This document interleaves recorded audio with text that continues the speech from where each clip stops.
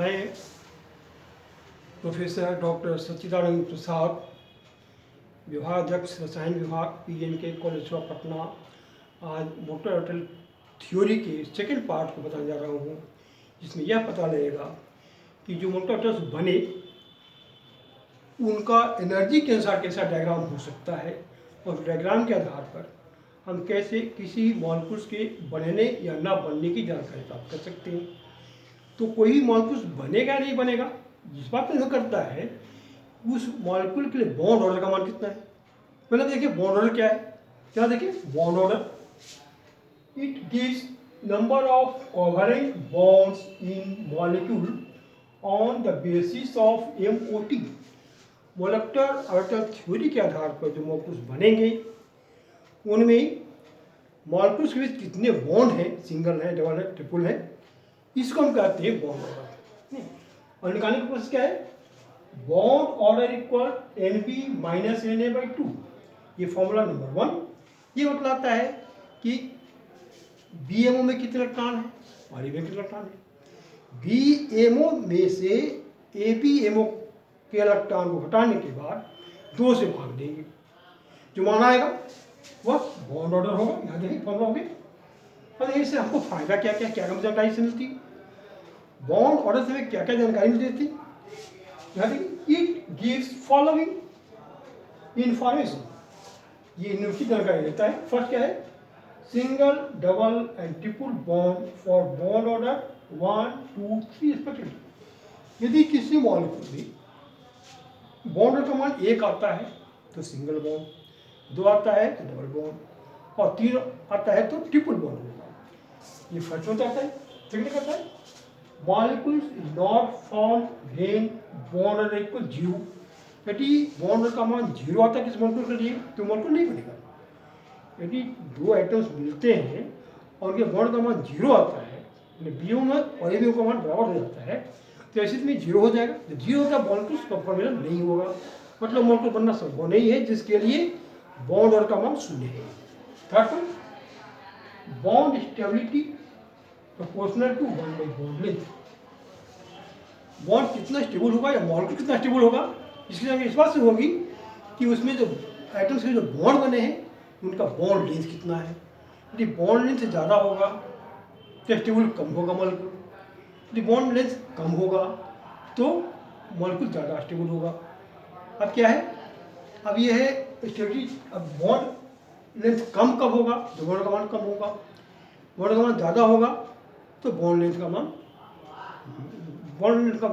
यदि बॉन्ड का मान कम होगा तो बॉन्ड लेंथ की संख्या कम होगी, यदि बॉन्ड लेंथ का मान ज़्यादा होगा तो बॉन्ड की संख्या ज़्यादा होगी। ये हो गया। तो ऐसे बॉन्ड ऑर्डर पर डिपेंड करता है कि बॉन्ड लेंथ कितना होगा और मॉलिक्यूल कितना स्टेबल होगा। एक और पॉइंट है, gives magnetic character of molecule. कोई मॉलिक्यूल जो फॉर्म होगा मोलेक्युलर थ्योरी के आधार पर वो पॉइंट होगा या डायमेट्रिक होगा, इसकी जानकारी भी हमको बॉन्ड ऑर्डर से हो जाती है। तो अब देखें हम लोग आगे कुछ मॉलिक्यूल्स बनते हैं मोलेक्युलर थ्योरी के साथ, उसकी हम जानकारी करते हैं। सबसे पहले हम लेते हैं फॉर्मेशन ऑफ H2 मॉलिक्यूल।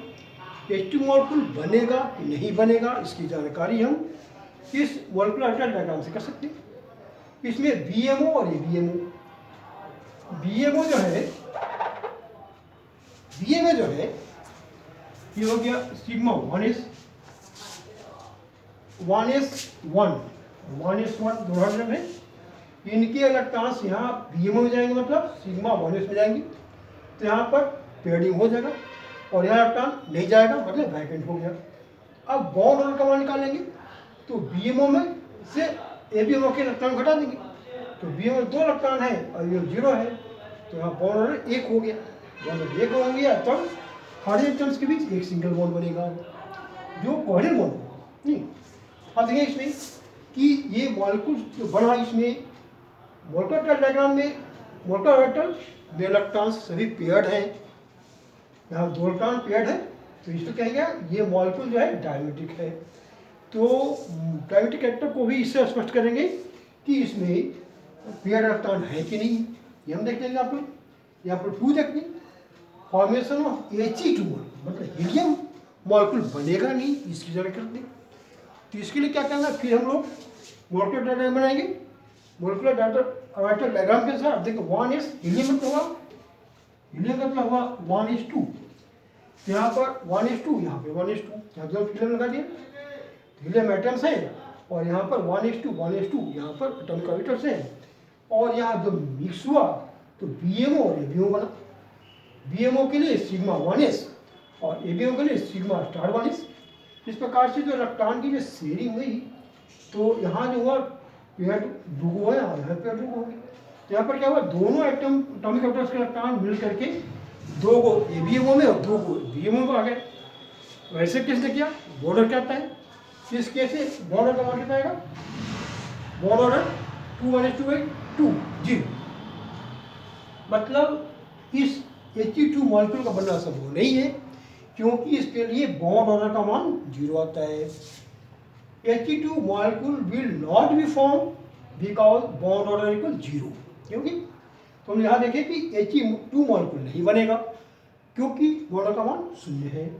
अब देखें third example, formation of N2 molecules. N2 molecule देख, पहले हम इसका इलेक्ट्रॉनिक कॉन्फिगरेशन देखेंगे। Electronic configuration of nitrogen 1s2 2s2 2p3।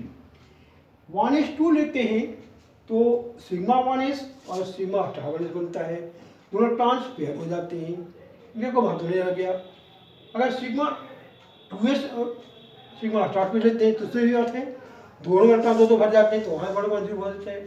तो हम तय किसे करते हैं, तेईसवा से करते हैं कि p ऑर्बिटल्स में इलेक्ट्रॉन कितने हैं और उनका कैसे हम मोलेकुलर थ्योरी में डायग्राम बनाते हैं और कैसे उन इलेक्ट्रॉनों का शेयरिंग होता है या पेयरिंग होता है, देखते हैं। तो यहाँ पर हमने 1s और 2s के लिए नहीं बनाया, सिर्फ 2p3 के लिए हमने यहाँ पर मोलेकुलर ऑर्बिटल डायग्राम बनाए। यहाँ देखिए नाइट्रोजन का 2px 2py 2pz 2px 2py 2pz, और तीनों इलेक्ट्रॉन देखें, हम तीनों इलेक्ट्रॉनों को दिखाते हैं सिंगल सिंगल, ओके। अब क्या है, ये 3 ऑर्बिटल्स A और 3 मिक्स होकर के कुल 6 ऑर्बिटल्स देंगे, इससे 3 होगा BMO और 3 होगा ABO, है नहीं। तो BMO कौन कौन आएगा, BMO आएगा pi2px एंड pi2py, इनकी एनर्जी इक्वल होगी।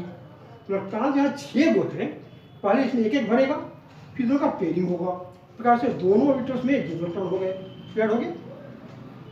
तो और 2 बचा, तो इलेक्ट्रॉन यहाँ से इधर जाएगा, तो यहाँ पर सिग्मा 2pz में इलेक्ट्रॉन 2 भर जाएगा, यहाँ पेयर हो गए।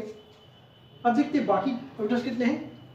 ABMO का ऑर्बिटल्स ये हैं और ये दोनों हैं, pi star 2px pi star 2py anti bonding orbital, sigma star 2p भी एंटी बॉन्डिंग ऑर्बिटल। तो से एंटी बॉन्डिंग ऑर्बिटल जो है इन तीनों में इलेक्ट्रॉन्स नहीं है। इसका मतलब ये हुआ कि बॉन्ड कितना होगा, तो bond order equal Nb minus Na/2, 6 में से 0 घटा देंगे, 2 भाग दे देंगे, जो आएगा 3 आएगा। तो 3 मतलब बॉन्ड और 3 आने का मतलब हुआ इसमें नाइट्रोजन एटम्स के बीच 3 बॉन्ड बनेंगे जो कोवैलेंट बॉन्ड होंगे, ट्रिपल बॉन्ड होगा, N ट्रिपल बॉन्ड होंगे। इस ट्रिपल बॉन्ड में क्या देखते हैं हम लोग कि इसमें इनका जो डिस्टेंस कम हो जाएगा, बॉन्ड लेंथ का मान कम हो जाएगा, क्योंकि ट्रिपल बॉन्ड हो गया।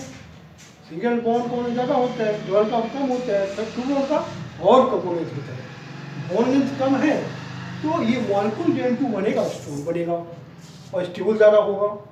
स्टेबिलिटी का कारण क्या हुआ, स्टेबिलिटी के कारण 2 हुआ, एक हुआ कि बॉन्ड और 3 हो गया, जिसके कारण पर ट्रिपल बॉन्ड हो गया और इसका बॉन्ड लेंथ घट गया। तो क्या हुआ, most stable N2 molecule due to triple bond between N atoms and bond energy equal 945 kJ/mol। इनमें बॉन्ड एनर्जी का मान जो है 945 kJ/mol होता है, जो बहुत अधिक होता है, इसलिए N2 मॉलिक्यूल्स को के बॉन्ड को तोड़ना कठिन होता है, तो ये मॉलिक्यूल स्टेबल ज़्यादा होता है। ये हो गया N2 मॉलिक्यूल के बारे में। हमने इसलिए देखते एक और एग्जाम्पल लेते फॉर्मेशन ऑफ O2 मॉलिक्यूल, जैसे तो यहाँ OO एटम हो गए। कौन से देखते electronic configuration of oxygen, 1:2:2p4, यहाँ हो गया 2px 2py 2pz 2px 2py 2pz। तो 2px में 2 इलेक्ट्रॉन, 2py में 1, 2pz में 1, यहाँ भी ऐसा हुआ। इस प्रकार से अब देखिए यहाँ पर हम लोग 1s और 2s वाले कॉन्फ़िगरेशन को छांट के सिर्फ p वाले का ही स्टडी करेंगे। लेकिन एक इसमें चेंज आता है जैसे भी नाइट्रोजन की तुलना में इसमें जो आउटर्स बनते हैं मोटर आउटर्स, उसमें सबसे लो एनर्जी सिग्मा 2pz का होता है और सबसे high energy sigma star 2pz का होता है। और ये पाई 2px पाई 2py और pi star 2px pi star 2py दोनों इन दोनों के बीच बन जाते हैं। तो इस प्रकार से इसे विशेष व्यवस्था होने की वजह से इसमें स्ट्रक्चर इस तरह का आता है। इसकी विशेष जानकारी जो हम लोग बाद में देखेंगे कि क्यों इस तरह का फिगर आता है, इसमें ऐसा और इसमें ऐसा क्यों फिगर आता है, इसकी कुछ वजह है। तो हम देखें इसमें कि इलेक्ट्रॉन तो 4 हो गए, कुल 8 हो गए। तो पहले इसमें 2 इलेक्ट्रॉन जाएगा, पेयर हो गया, इलेक्ट्रॉन इसमें जाएगा, फिर पेयरिंग होगा, 2 और हो गया। दो इलेक्ट्रॉन साथ पहले उसमें एक जाएगा, फिर बाद में पेयरिंग होगा, पास हो गया। अब इसका देखिए इलेक्ट्रॉन 2 और बचा रहा है, वो कहाँ जाएगा? तो यहाँ पर पाई 2px और पाई 2py इन दोनों में एक इलेक्ट्रॉन जाएगा, दो एनर्जी इक्वल है, इलेक्ट्रॉन पहले इसमें जाएगा और फिर इसमें जाएगा और अनपेयर्ड ही आ जाएगा क्योंकि और इलेक्ट्रॉन है नहीं। इस प्रकार से बॉन्ड ऑर्डर का मतलब हो गया Nb - Na/2, 6 - 2/2 मतलब 2। इसका मतलब हुआ कि ऑक्सीजन एटम्स के बीच डबल बॉन्ड बनेगा जो कोवैलेंट बॉन्ड होगा। और ये क्या है, 2 इलेक्ट्रॉन अनपेयर्ड है, इसलिए यह मॉलिक्यूल पैरामेट्रिक होगा। तो इस प्रकार से हम देख लें क्या कि ऑक्सीजन O2 मॉलिक्यूल बनेगा और ऑक्सीजन एटम्स के बीच डबल बॉन्ड होगा। और ये जैसे बॉन्ड ऑर्डर इसका 2 है इसलिए डबल होना, और इसमें इलेक्ट्रॉन 2 अनपेयर्ड है इसलिए पैरामेट्रिक है। एक और बात जान लें कि N2 की तुलना में O2 जो है वो कम स्टेबल होता है, मतलब stability of nitrogen is higher than stability of oxygen molecules. देखिए कारण क्या है, यहाँ पर डबल बॉन्ड हो गया तो बॉन्ड लेंथ कम हो गया, यहाँ पर ट्रिपल बॉन्ड हो गया बॉन्ड ज़्यादा हो गया, यहाँ बॉन्ड डबल बॉन्ड कम हो गया और इससे भी कम बॉन्ड इसका हो गया, इसमें भी ट्रिपल बॉन्ड हो गया। तो बॉन्ड लेंथ इसमें सबसे कम है, इसकी तुलना में बॉन्ड लेंथ ज़्यादा है, तो ये इसकी तुलना में ये जो है तो कम स्टेबल होगा। और इसके लिए बॉन्ड एनर्जी का मान भी इससे बहुत कम होता है, नहीं इसलिए भी O2 मॉलिक्यूल जो है वो N2 मॉलिक्यूल तुलना में कम स्टेबल होता है। हो गया। इस प्रकार के हम लोग आज न्यूट्रल थ्योरी कंप्लीट किए।